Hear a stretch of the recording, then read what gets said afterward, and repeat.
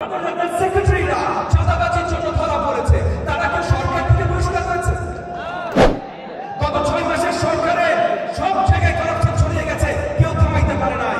আমরা গণতন্ত্র নিয়ে চিন্তা করছিলাম, আমরা দেশ জাতি এবং জনগণ নিয়ে চিন্তা করছিলাম, দুষ্ট চিন্তা আমরা করি নাই, তাই আমাদের লোকজন ওই জায়গায় বসাইতে পারি নাই। আজকে প্রধান অতিথি জাতীয়তাবাদী দলের ভারপ্রাপ্ত চেয়ারম্যান জনাব তারেক রহমান এবং আজকের বিশেষ অতিথি বাংলাদেশ জাতীয়তাবাদী দলের মাননীয় মহাসচিব মির্জা ফখরুল ইসলাম আলমগীর, ওনাদেরকে সহ ঘনিষ্ঠ সবাই আপনার সামনে জানাচ্ছেন, সবাইকে সালাম এবং শুভেচ্ছা জানিয়ে আমার বক্তব্য শুরু করছি। ভাই একটা পানি দিয়ে হ্যালো। আজকে যুব দিবস নিয়ে যেহেতু আলোচনা এবং আমাদের দেশ তারুণ্যের দেশ, সামনে নির্বাচন আসছে, এই নির্বাচনে 50% বেশি ভোটাররা যুবক, তারা অনূর্ধ্ব 45। যুবকদের জন্য আমরা কি করছি, যুবকদের জন্য আমরা কি করবো, বাংলাদেশ জাতীয়তাবাদী দল কি করবে, আমরা যুবপথ আন্দোলনে যারা ছিলাম একত্রে আছি, আমরা তাদেরকে কি প্রমিস দিচ্ছি, এগুলো নিয়ে বেশ কিছু আলোচনা করছি। ঠিক আমার আগে অনেক লম্বা আলোচনা করেছে, শিক্ষা খাত নিয়ে, কর্মক্ষেত্র তৈরি করার খাত নিয়ে অনেক আলোচনা হয়েছে। আমি ছোট ছোট দু একটা কথা এডিশনালি ওই জায়গাটায় যাওয়ার আগে বলতে চাই, খুবই ত্যাগী এবং বিচক্ষণ একজন সংবাদকর্মী মুক্তাদির রবি এখানে একটা কথা বলেছেন, অত্যন্ত বাস্তবিক কথা বলেছেন। যদি একটা আন্দোলনের জয় লাভ করার পর বা একটা এই যে গত জুলাই মাসে আমরা যেটা জয়লাভ করলাম, এই বিশাল গণ উত্থানের এই জয়লাভ করবার পর যদি সঠিক সরকারের ব্যবস্থায় আমরা না যেতে পারি, যতগুলো দেশ, ইরানের একটা উদাহরণ তুলে নিয়ে আসলে 1979, এর অনেক পুরনো অনেক উদাহরণ আছে। ফ্রান্সে ফ্রেঞ্চ রেভলিউশনের পর যখন সঠিকভাবে সরকার আসতে পারে নাই, তখন এক্সট্রিম ডানপন্থীরা থার্মোডরিয়ান রিঅ্যাকশন করে তারা জ্যাকোবিন সরকার তৈরি করে। রাশিয়াতে 1917 সালে ফেব্রুয়ারি আন্দোলনের পর যখন সঠিকভাবে একটা সরকার বসানো যায় নাই, তখন এক্সট্রিম ডানপন্থীরা বলশেভিকরা অক্টোবরে নতুন রেভলিউশন করা সরকার গঠন করে। আমরা কোন এক্সট্রিম ডানপন্থীদের এই দেশের সরকার গঠন করতে দিতে পারি না। আমরা সবাই গত 15-16-17 বছর এত ত্যাগ স্বীকার করে, জান বাজি রেখে, নিজেদের সহকর্মীদের জীবন ত্যাগ রেখে আমরা এত কিছু করি নাই যে সামনে থেকে মাঝখান থেকে এক্সট্রিম ডানপন্থীরা বাংলাদেশকে চুরি করে নিয়ে যাবে, এইটা আমরা করতে দিতে পারি না। এবং মুক্তাদির রবি সঠিক কথা বলেছেন, পাগড়ি পরে কিন্তু চিত্তক আছে, চিত্তক আছে, ওনার লোকজন অনেক জায়গায় ছড়িয়ে গেছে, অন্তর্বর্তীকালীন সরকারে ছড়িয়ে গেছে, ডানপন্থী দল আছে একটা, সরকার পরিচালনার অনেক জায়গায় তাদের লোকজন ছড়িয়ে গেছে। আমরা গণতন্ত্র নিয়ে চিন্তা করছিলাম, আমরা দেশ জাতি এবং জনগণ নিয়ে চিন্তা করছিলাম, দুষ্ট চিন্তা আমরা করি নাই, তাই আমাদের লোকজন ওই জায়গায় বসাইতে পারি নাই। কিন্তু তার মানে যেই আন্দোলনে আমরা নেমেছিলাম সেই আন্দোলন এখনো শেষ হয় নাই, তার মানে আন্দোলন এখনো চলছে। যতক্ষণ পর্যন্ত ফেব্রুয়ারির নির্বাচন আমরা না পাবো, ততক্ষণ পর্যন্ত আন্দোলন আমাদের চলাই যেতে হবে। আমি অল্প দু একটা জিনিস নিয়ে বলতে চাই।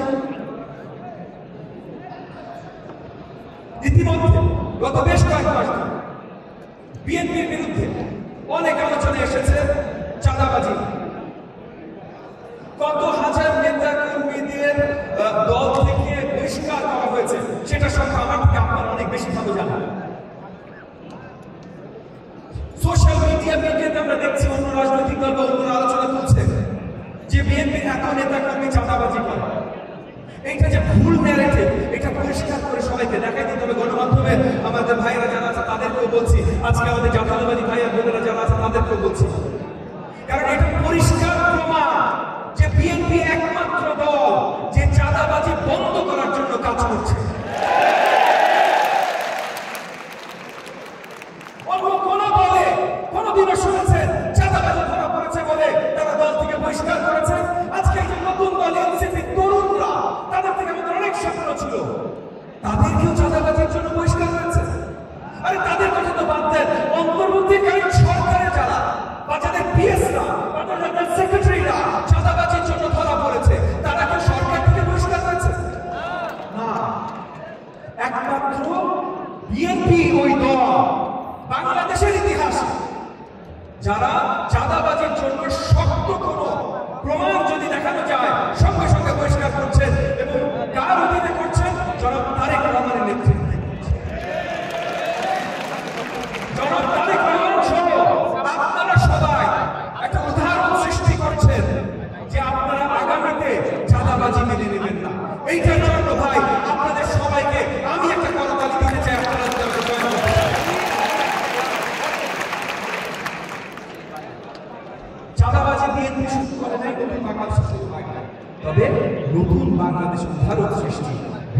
করেছে, আপনারা করেছে, জনাব তারেক রহমান নেতৃত্বে করেছেন যে চাঁদাবাজি আর সংসদ হবে।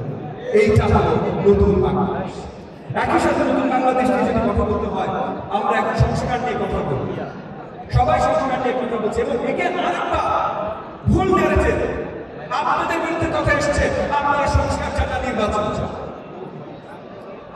সংস্কার প্রথম সংস্কার আলোচনা আনলো কি 31 দফার মাধ্যমে প্রথম বাংলাদেশের জনগণের কাছে যাওয়া হলো এবং 31 দফা প্রথমে বিএনপি মানে আপনাদের জাতীয়তাবাদী দল আপনারা নিজেরা করলেন, তারপর যুবক আন্দোলনের আমরা যারা ছিলাম আমাদেরকে ডাকলেন, আমাদেরকে আমন্ত্রণ জানাইলেন, আমরা সবাই মিলে আলোচনা করে 31 দফা আমরা নির্ণয় করলাম বাংলাদেশের জনগণকে সঠিক গণতন্ত্র উপহার দিতে হইলে এই 31 দফা লাগবে। তাহলে প্রথম সংস্কার কারা দিল, কারা নিয়ে আসলো? বিএনপি নিয়ে আসলো, আমরা নিয়ে আসলাম। তাহলে যারা প্রথম সংস্কার নিয়ে আসলাম তাদেরকে যদি একটা সংস্কার বিরোধী বলা হয়, তাহলে সেটার বিরুদ্ধে আবার তুলতে হবে না? কারণ যারা বলছে সংস্কার আমরা আগে চাই না, আমরা শুধু নির্বাচন চাই, তাতে কিন্তু মনে করিয়ে দেন ভাই গত 6 বছরের সরকারে সিলেটের সব সাদা পাথর উধাও হয়ে গেছে, কেউ থামাইতে পারে না। গত 6 মাসের সরকারে সব জায়গায় কারাপশন ছড়িয়ে গেছে, কেউ থামাইতে পারে না। গত 12 মাসের সরকারে আইন শৃঙ্খলা কোন জায়গায় ফেরত আনা যায় না। কারণ আছে ভাই, আমরা নির্বাচন হিসাবে দেশকে জনগণকে সঠিক পথে নিয়ে যাওয়ার জন্য নির্বাচনের অন্য কোনো অল্টারনেটিভ নাই, কখনো ছিল না, আগামীতেও কখনো আসবে না। তার জন্য আমরা নির্বাচন, এই ন্যারেটিভটা আপনাদের সবার কাছ থেকে শক্তভাবে আসা অত্যন্ত গুরুত্বপূর্ণ। এবং একই সাথে আমার গণমাধ্যমের ভাই বোনদের আবার আবেদন জানাচ্ছি, আপনাদের কাছ থেকে আসা গুরুত্বপূর্ণ। আমরা নির্বাচনটা ক্ষমতা যাওয়ার জন্য চাই না তো, আপনারাই বলছেন নির্বাচনের বিএনপি কোথায় যাবে? গত অনেক বছর ধরে নির্বাচন হয় নাই, তাহলে কে ক্ষমতায় যাবে? জনগণের উপরে ছেড়ে দেন। কিন্তু জনগণের উপরে ছেড়ে দেন, জনগণকে তাদের মূল্যবান ভোটটা দিতে দেন, এইটা থামাইতে চেষ্টা করেন। তার জন্য বলছি আমাদের আন্দোলন এখনো শেষ হয়। আমি আমার আলোচনা লম্বা করবো না। আমি শরীফুল ইসলাম খান ভাইয়ের কবিতা শুনে অনেক ইন্সপায়ার্ড হয়ে গেছিলাম, মনে করছিলাম কবিতা বলবো না, আমি আর কবিতা বলতে নাই আছি। কিন্তু একটা জিনিস আমাদের সকলে মনে রাখতে হবে, আগামী নির্বাচন যদিও সরকারের পক্ষ থেকে অ্যানাউন্সমেন্ট চলে এসেছে, অনেক জায়গায় অনেক শক্তি এবং মাননীয় চেয়ারম্যান মহোদয়, আপনাদের চেয়ারম্যান মহোদয় এই কথা কয়েকবার তার অনেক বক্তব্য বলেছেন, অনেক অদৃশ্য শক্তি অনেক জায়গা থেকে তাদের শক্ত প্রচেষ্টা আছে আগামী নির্বাচন যেন বাংলাদেশের জনগণ সঠিকভাবে সঠিক সময় না। এই জায়গায় আমাদের সারাক্ষণ বিচক্ষণ থাকতে হবে।